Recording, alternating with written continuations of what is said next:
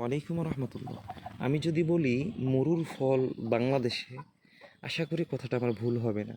কেননা যে জাতটি আপনারা সামনে ফলটা দেখতে পাচ্ছেন, এটা আমার সৌদিয়া জাতের একটি আনার গাছ।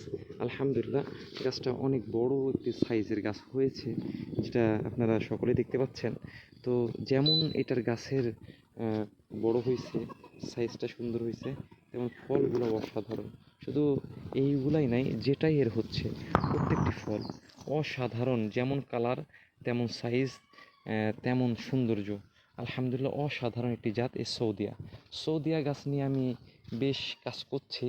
তো আমি একটি জিনিস বুঝতে পারছি যে থাই অথবা ফুলে আরাক্কা অথবা ইতালিয়ান বালাদ, অন্যান্য যতগুলা জাত আছে, প্রত্যেকটি জাতের মধ্যেই আমি কোনো না কোনো রোগ প্রতিরোধের বিষয়টা আমি ফলো করছি।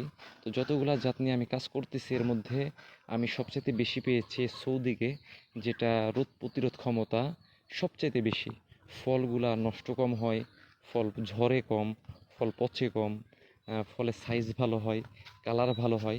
সবচাইতে মজার বিষয় হলো এর প্রত্যেকটি দানা রক্তের মতো লাল।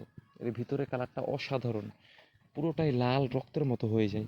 তো এর জন্য আরও আকর্ষণীয় হয়ে থাকে, সকলের কাছে একটু চয়েস হয়ে থাকে আলহামদুলিল্লাহ। তো সকলেই সৌদিয়া নিয়েও লাগাইতে পারেন। তুলনামূলক GM2 অথবা থাই অন্যান্য আনারের চাইতে সৌদিয়া তুলনামূলক একটু কম গাছে সেট হয়, কম ধরে, কম, কিন্তু ফলগুলো অসাধারণ, দেখার মতো ফল, চয়েসফুল ফল।